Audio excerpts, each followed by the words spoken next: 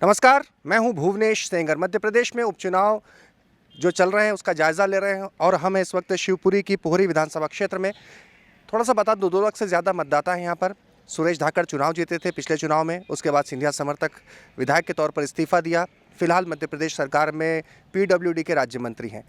कांग्रेस ने हरिवल्लभ शुक्ला को मैदान में उतारा है, वो भी यहाँ के पुराने नेता हैं। सियासी समीकरण जात पात पर यहाँ पर टिकता ज़रूर है, धाकड़ जीतता है या ब्राह्मण जीतता है, ये यहाँ का कुल मिलाकर समीकरण है। ये तो वो है जो हमने मोटे मोटे तौर पर जाना, लेकिन यहाँ के तमाम लोग हमारे साथ मौजूद हैं, वरिष्ठ पत्रकार भी मौजूद हैं। आइए उनसे समझते हैं, क्योंकि ये पहली बार है उपचुनाव का 2020 इस तरीके से हो रहा है कि मानो पूरा मैच इसी से तय होगा। 28 सीटों में एक एक सीट महत्वपूर्ण है कि शिवराज सरकार बचेगी या जाएगी, क्योंकि दावे सबके अपने अपने हैं। बातचीत की शुरुआत करते हैं। हमारे साथ सभी हैं, सभी दल के लोग मौजूद हैं, लेकिन उससे पहले हमारे वरिष्ठ सहयोगी हमारे साथ मौजूद हैं। मैं बहुत संक्षेप में, क्या कहती है पोहरी विधानसभा क्षेत्र का एक सियासी समीकरण क्या होता है भार्गव जी? देखिए, पौरी क्षेत्र में जो है जातिगत समीकरण तो चलता है, या तो यहाँ ब्राह्मण जीतता है या फिर जो धाकड़ जाति होती है, जैसे स्थानीय बोली में करार कहते हैं, वो जीतते हैं। यहाँ से जो मुख्य प्रत्याशी हैं वो भी दोनों ही हैं। हरिवल्लभ शुक्ला जो कांग्रेस से हैं वो ब्राह्मण प्रत्याशी हैं, और सुरेश राठखेड़ा जी भाजपा के प्रत्याशी हैं, वो करार धाकड़ जाति से हैं। तो जीतता तो इनमें से ही है कोई ना कोई। और चूंकि इस क्षेत्र में माना जाता है कि धाकड़ वोट ज़्यादा हैं तो उनका वजन रहता है। ब्राह्मणों के क्या, पहले एक समय ब्राह्मण ज़्यादा थे, लेकिन ब्राह्मण जो ग्रामों से निकल के शहरों में पहुंच गए हैं तो उनकी संख्या कुछ कम हो गई। लेकिन ब्राह्मण के साथ जो अन्य जातियां हैं वो किसी न किसी कारण से आ जाती हैं। हालांकि अब ऐसी पुरानी स्थिति नहीं रही है, फिर भी आ जाती हैं। अब जो जहाँ तक सवाल है, तो जो दल बदल हुआ है उसमें तमाम तरह की भ्रांतियाँ भी सामने आई हैं कि जो कांग्रेस को जिन लोगों ने छोड़ा है वो पैसा लेके आए हैं, उनको अभी ज़रूरत नहीं थी, इतनी जल्दी आ गए। और विकास का जो ढिंढोरा पीटा जा रहा है, तो विकास ना उस समय बहुत महत्वपूर्ण था और ना अब महत्वपूर्ण है। घोषणाएं जरूर बहुत हुई हैं, लेकिन विकास अभी ज़मीन पर दिखाई नहीं दे रहा, कुछ भी कहीं भी विकास दिखाई नहीं दे रहा। और सरकारी योजनाओं को भी सरकारी मशीनरी ने पलीता लगाया हुआ है, कहीं भी कुछ दिखाई नहीं देता है। तो दो बातें, एक तरफ जातिवाद है, दूसरी तरफ विकास का ज़मीन पर होना और ना होना। एक तरफ बीजेपी कह रही है कि ग्वालियर चंबल से तो कांग्रेस खत्म हो गई, महाराज भी बीजेपी में चलेगा, अब तो कोई बचा ही नहीं। आप कांग्रेस से लग रहे हैं इसलिए? देखिए, ये लोकतंत्र है, ना तो इसमें कोई राजा है ना कोई महाराजा है। केपी यादव जैसे छोटे कार्यकर्ता ने जो तरह सिंधिया जी को हरा दिया था। मध्य प्रदेश में भाजपा का 15 साल से कुशासन था, चाहे महिलाओं पर अत्याचार के मामले में प्रदेश का नंबर 1 हो, चाहे कुपोषण से मौतों के मामले हो, चाहे किसानों की आत्महत्या के मामले में हो।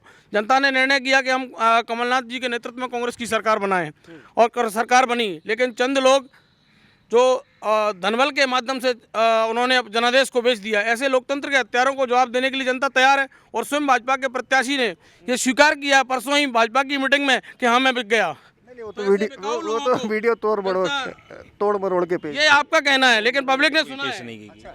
और पौरी की बात करें तो ऐसा कौन कहेगा कि मैं बिक गया? ऐसा कौन कहेगा? स्वयं मंत्री जी ने कहा है कि मैं बिकाऊं, जनता के लिए बिकाऊं, सिंधिया जी के लिए बिकाऊं, मैं बिकाऊं। उन्होंने स्वयं ने स्वीकार किया। और मैं बताना चाहूँगा कि कमलनाथ जी की सरकार बनी, माननीय कमलनाथ जी ने यहाँ के लिए 4 विद्युत सब स्टेशन दिए, 11 आंगनबाड़ी केंद्र दिए, जिले का सबसे बड़ा आदिवासी। एजेंडा क्या? पानी की बड़ी समस्या है, क्या एजेंडा? समस्या, उसके लिए सर्कुलर डैम का प्रथम टेंडर और निविदा कमलनाथ जी के काल में हुई। स्वयं सुरेश राठखेड़ा ने पौरी चौराहे पर बोर्ड लगाया था और स्वीकार किया था कि कमलनाथ जी ने इसको मंजूर किया है। आज आप देखेंगे कि जवाब देने तैयार है जनता। हर गांव में हर में चर्चा है कि हमें बिकाऊ नहीं टिकाऊ चाहिए। वैसे बिकाऊ लोगों को जो धनबल से जीतना। चलिए, बिकाऊ टिकाऊ का मुद्दा फिर आ गया, वफादार गद्दार फिर आ गया। बीजेपी के लिए कि चुनौती तो होगी ना, क्योंकि कांग्रेस के प्रत्याशी अब इधर आ गए।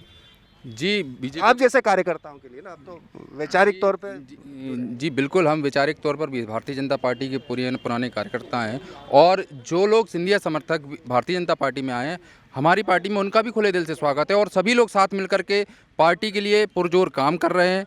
और भारतीय जनता पार्टी का शासन जब से आया है, और भारतीय जनता पार्टी ने जब सुरेश धाकड़ जी को यहाँ पर राज्य मंत्री का दर्जा दिया हुआ है, तो अनेकों विकास कार्य, 1200 करोड़ रुपए के विकास कार्य पौरी में हो चुके हैं। 200 से ज़्यादा हैंडपंप और बोर खनन हो चुके हैं। कई और विकास कार्य इन 5 महीने में। जी हाँ, इन 5 महीने में 1200 करोड़ रुपए के विकास कार्यों की शिलान्यास हुए ना जी, और 200 से ज़्यादा हैंडपंप। यहाँ पर सबसे बड़ी योजना सबसे बड़ी योजना 263 करोड़ रुपए की सरकोला डैम की जो योजना है उसका भूमि पूजन भी कर चुके हैं शिवराज सिंह जी और ज्योतिरादित्य सिंधिया जी। अच्छा, मैं मानता हूँ इस बात को, लेकिन चूंकि आप तो पुराने कार्यकर्ता हैं, आप भी कार्यकर्ता नजर आ रहे हैं, तो ये अभी तक स्थिति भूमि पूजन शिलान्यास उस तक की है ना, उद्घाटन की नौबत क्यों नहीं आई? 15 सालों में तो शिवराज सरकार रही ना। एक बात उन्होंने कहा, तमाम उद्घाटन हुए, सैकड़ों उद्घाटन हुए, क्या कमलनाथ पानी की समस्या तो है ना। पानी की समस्या के लिए नल जल योजना लगी हुई है। बाद बाकी मुख्यमंत्री ने उन्होंने बताया, कमलनाथ जी क्या मुख्यमंत्री जल आवर्धन योजना, जिसमें कि हर घर तक वो आरओ का पानी पहुंचाया जाएगा, जो शिवराज जी की योजना थी, वो क्या पोहरी में अब आ रहा है? हर घर में आरओ की अलग से लाइन डल गई?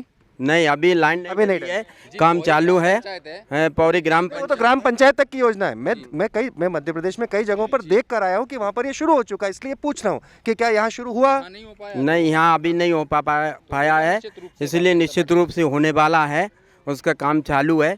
बाद बाकी भारतीय जनता पार्टी ने जितने विकास नेता बचा ही नहीं है कोई साहब, श्रीमंत सिंधिया ही नेता थे और उन्हीं का चेहरा। अभी आप ये बताइए कि कांग्रेस ने दिग्विजय सिंह जी को बैकग्राउंड कर दिया है, जीतू पटवारी बैकग्राउंड है, आप केवल कमलनाथ जी के चेहरे पर चुनाव लड़ेंगे, जबकि वो तो नेता है ना। तो जब कमलनाथ हमारे प्रजातंत्र में तो जो विधायक का प्रत्याशी है वो नेता है ना। शिवराज सिंह चौहान पौरी में कई बार सभाएं कर चुके हैं, कई बार। मैं आपको एक बात बताऊं, लेकिन मैं आपको बात बताऊं, आपसे सीनियर हूं, बीजेपी में समस्या अब ये हो गई कि बहुत सारे नेता हो गए। तो नहीं, बहुत सारे नेता हो गए हैं तो सभी नेता चलेंगे। चलिए, मैं थोड़ा, तोमर साहब हमारे साथ हैं, वरिष्ठ पत्रकार हैं। यहाँ पर ये सब बातें होती है, लेकिन जो वाकई के असली मुद्दे होते हैं उन पर कोई वोट पड़ता है? उनकी जब मतदाता जाता है तो वो देखता है या सिर्फ? देखिए, यहाँ जो ये क्षेत्र पौरी विधानसभा की मैं बात करूँ तो इस विधानसभा की सबसे बड़ी विडम्बना है, यहाँ लोग नेता के नाम पर लड़ते हैं, यहाँ जाति के नाम पर लड़ते हैं, लेकिन यहाँ कोई कुपोषण के नाम पर बात नहीं करता, यहाँ कोई बेरोजगारी के लिए बात नहीं करता। यहाँ चाहे बीजेपी गवर्नमेंट हो, चाहे कांग्रेस गवर्नमेंट हो, कोई भी गवर्नमेंट रही हो, आप ये समझिए यहाँ के बेचारे रोजगार, जिन लोगों ने छोटे छोटे लोग थे उन लोगों को उजाड़ दिया गया, लोगों के मकान तोड़ दिए गए, दुकान तोड़ दी गई अतिक्रमण के लिए या अतिक्रमण के नाम पर बस्ती की दुकानें और मकान तोड़ दिए गए, जबकि हाईवे पे एक भी जगह कहीं कुछ नहीं हुआ जहाँ अतिक्रमण टूटना चाहिए था। लेकिन सबसे बड़ा मुद्दा इस पौरी क्षेत्र में किसानों का है। आप ये बताइए कि सोयाबीन की फसल इस समय पूरी तरह से खत्म हो चुकी, सोयाबीन की फसल पूरी तरह से बर्बाद हो चुकी। एक मिनट सोयाबीन की फसल इस समय पूरी तरह बर्बाद है। ज्यादा पानी की वजह से यहाँ किसान के पास ये स्थिति है कि यहाँ किसान के पास बीज और दवाइयों के पैसे भी नहीं निकल पा रहे। तो एक बात बताइए, चलिए अरे बात सुनिए मेरी, श्रीमान जी बात सुनिए। पहले ये बताइए कि जब खेती किसानी के मुद्दे पे बात हो रही है, अब मुझे एक बात बताइए, आप कौन सी पार्टी से हैं? भारतीय जनता पार्टी से। भारतीय जनता पार्टी कहती है हम किसानों का कर्जा माफ नहीं करेंगे, क्लियर बोलती है। आप सहमत हैं इससे? नहीं सहमत हैं। तो फिर आप शिवराज जी का साफ कहना है, कल नरेंद्र सिंह तोमर जी से मेरी बात है, उनका कहना है कि हमारी पार्टी का एजेंडा नहीं है किसानों का कर्जा माफ करना। उनका कहना है कि हम फसल का मुआवजा देते हैं जो खराब हुआ। तोमर साहब ने बताया कि सोयाबीन की फसल खराब हुई है, तब सोयाबीन की फसल खराब हुई है तो क्या किसानों को फसल बीमे का वो मिल गया फायदा सभी को या नहीं मिला? सभी को मिल रहा है, लगातार मिल रहा है। और फसल बीमा का जिनका जिस लायक है, किसान का जितना बीमा बनता है वो सारा भारतीय जनता पार्टी सरकार दे रही है। कई ऐसी स्टोरीज मिलती है, 2 रुपए का आया कहीं चेक, 5 रुपए का आया। ये व्यवस्था का दोष है। मैं किसी पार्टी की बात नहीं कर रहा हूँ, मैं व्यवस्था की बात कर रहा हूँ। जब 2 रुपया देने का कोई मकसद सरकार का तो होगा नहीं ना, वो तो व्यवस्था तो बीमा कंपनियां करती हैं। जी बिल्कुल। इस मुद्दे में फिर दोबारा से अपने पास यहाँ की मूलभूत समस्या है बेरोजगारी। यहाँ का आदमी जातिगत उसमें बह रहा है कि मैं ब्राह्मण हूँ या मैं धाकड़ हूँ या मैं कुस्बा हूँ या मैं ये हूँ। सबसे बड़ी बात है, पूरे पौरी विधानसभा में एक भी रोजगार मूलक काम नहीं हुआ, एक बड़ा कोई रोजगार यहाँ कोई स्थापित नहीं हुआ। यहाँ की जो मूल फसल है, यहाँ अजवाइन की बहुत बड़ी मंडी है, यहाँ टमाटर का बहुत बड़ी मंडी है। मध्य प्रदेश में यहाँ इस क्षेत्र से टमाटर पूरे उत्तर प्रदेश और आपके तराई उत्तराखंड तक जाता है। यानी किसान बहुत उद्यमी है। अच्छी मिर्ची, यहाँ का कद्दू, यहाँ का टमाटर, यहाँ की प्याज, यहाँ का अजवाइन, यहाँ का गेहूँ, यहाँ की मूंगफली, ये सारी फसल इतनी अच्छी है यहाँ की। अगर यहाँ कुछ नहीं, सिर्फ थोड़ा सा सरकार अगर यहाँ मदद करके कोई बड़ा प्रोजेक्ट ला दे तो यहाँ के किसान थोड़े थोड़े करके ऊपर। आप युवा हैं, बेरोजगारी की जब बात आती है, आपको लगता है यहाँ पे रोजगार के सब कुछ साधन है या बड़े शहर की तरफ जाना पड़ेगा? जी, यहाँ पे रोजगार के तो कोई साधन नहीं है। हमें लगता है कि ना तो यहाँ पे सरकारें आती हैं बदलती हैं, बार बार यही बताते हैं कि हम यहाँ पे ये स्थापित करेंगे, हम ये करेंगे। जैसे कि सर्कुलर योजना, ये पहले भी बताया था इनने कि सर्कुलर योजना की हम लेके आएंगे प्रोजेक्ट, लेकिन अभी तक कार्य अभी तक स्टार्ट नहीं हुआ। और ऐसे ही अभी घोषणा कर देते हैं कि हम यहाँ पे उद्योग स्थापित करेंगे, लेकिन आज तक ऐसा कुछ हुआ नहीं है। आप सभी लोगों भी आप यहाँ मौजूद हैं, जब रोजगार की बात आती है और इसकी बात आती है, राजनीति उसी पर होना चाहिए, मेरा भी ऐसा मानना है। और लेकिन बहुत अफसोस की बात है, आप भी चाहे कांग्रेस में हो, बीजेपी हो, बसपा हो, सपा हो, जी हाँ, मैं आपके पास भी आऊँगा, आप बहुजन समाज पार्टी से हैं, बिल्कुल मैंने भी जोड़ा ना। बड़ा दुर्भाग्य हो जाता है कि वो जाति के आधार पर जब हम जाते हैं, जब हमारी समस्याएं होती है, हम किसान के तौर पे होती है, एक युवा के तौर पर होती है, एक पिता के तौर पर होती है, एक कहें कि पेरेंट्स के तौर पर होती है, वो समस्याएं वो अलग हो जाती है। जब वोट डालने जाते हैं तो जाति के आधार पे हम हो जाते हैं, यानी किसान नहीं रहता, वो उसकी जाति देखने लग जाता है, यही होता है ना। हाँ साहब, बहुजन समाज पार्टी भी यहाँ पर एक बड़ा फैक्टर है। तो इस बार क्या बहुजन समाज पार्टी चुनाव लड़ रही है? इस बार दमदारी से दमदारी चुनाव लड़ रही है। पिछली बार 2 नंबर पर रही थी, फिर 7000 वोटों से पीछे रही थी। सिर्फ 7 है। हाँ, वोट कटा हुआ वाला मामला तो नहीं है ना? सब कुछ हमारा वोट कोई नहीं कटेगा इस समय। आप वोट मतलब होता अक्सर है कि वो आप वोट काट जाते हैं, दूसरे का समीकरण बिगड़ जाता है। उस समय वर्तमान सरकार थी, वर्तमान बीजेपी, हमने 3 नंबर पहुंचाई थी, 3.5 नंबर मानो उसको। 35,000 वोट यानी 3.5 नंबर मानते हैं हम उसको। इसका हम प्रदेश लेवल की बात तो करेंगे नहीं, क्योंकि हमारी सरकार में बीजेपी कभी बनी नहीं है। सरकार में हम दोनों सरकारों ये कहना चाहते हैं कि सारी योजनाएं केवल कागजों तक सीमित रह जाती हैं, जनता तक नहीं आ पाती, धरातल तक नहीं आती। सिर्फ बड़े बड़े आंकड़ों तक, बड़े बड़े नेताओं तक, वहीं तक रह जाती हैं, जमीनी लेवल तक नहीं पहुंचती किसी प्रकार की योजनाएं। सरकार की योजना जो भी, दोनों सरकारों की योजनाएं जो भी जनता तक लाभान्वित नहीं हो पाती। जी हमारे नहीं हो पाती। आपका क्या एजेंडा, क्या लेके जाते हैं आप अपने किस एजेंडे को लेके जाते हैं यहाँ पर जब जाएंगे जनता के बीच? नहीं, हम तो एजेंडा हमारे पास, तो हमारी कोई सरकार बनेगी नहीं तो हमारा कोई एजेंडा नहीं है। फिर भी हमारा विधायक बनता है तो हम जो छोटी मोटी समस्याएं हैं, लोगों की छोटी मोटी लड़ेंगे, उनके लिए लड़ेंगे। ये बसपा के मूलतः कार्यकर्ता तो हैं नहीं, ये सिर्फ एक जातिगत समीकरण है साहब। और ये बसपा के मूलतः कार्यकर्ता अब तो एक बात सुनो, अब मेरी एक बात सुनो, क्या नाम है आपका? कुलदीप शर्मा नाम। आपकी पार्टी के जो कार्यकर्ता है ना, वो भी मूलतः आपकी पार्टी के नहीं है। अब सुनिए, और आपकी हाँ, बहुत बढ़िया, और आपने ताली बजा रहे हैं। और आपकी पार्टी के भी जो प्रत्याशी हैं, वो भी आपकी पार्टी के मूलतः नहीं है, वो भी सपा बसपा में रह चुके हैं। तो देखिए, ये दोनों बातें। एक बात सुनिए, बीच में मिलाए कि नहीं छोड़ी, ये भाजपा के मित्रों से छूट न जाओ। जनता ने 5 साल के लिए देखिए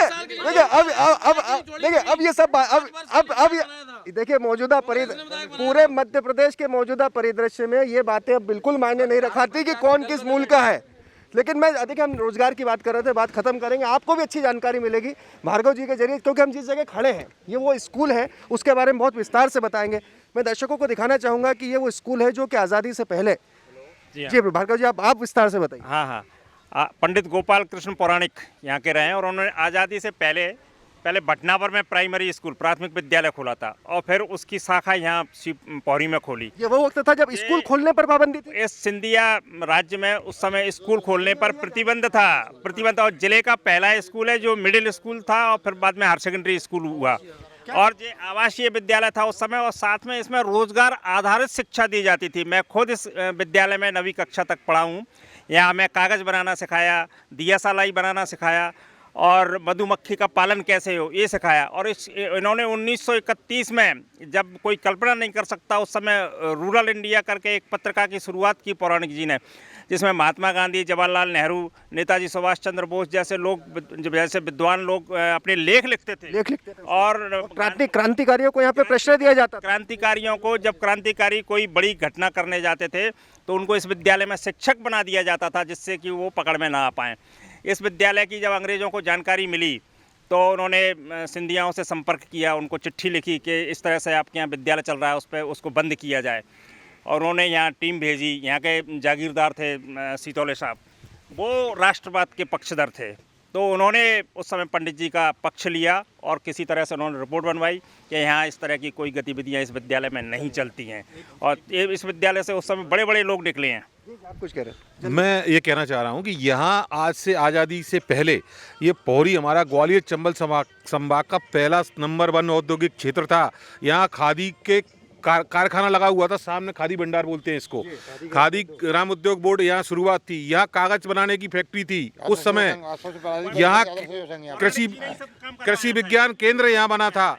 यहाँ उस समय कृषि के में प्रयोग होते थे। यहाँ ये देखिए, यही फर्क होता है, ये फर्क होता है एक विधायक में और एक लीडर में, एक नेता में, क्योंकि उसकी सोच होती है। बहुत बहुत शुक्रिया, मेरे पास वक्त की इतनी पाबंदी है।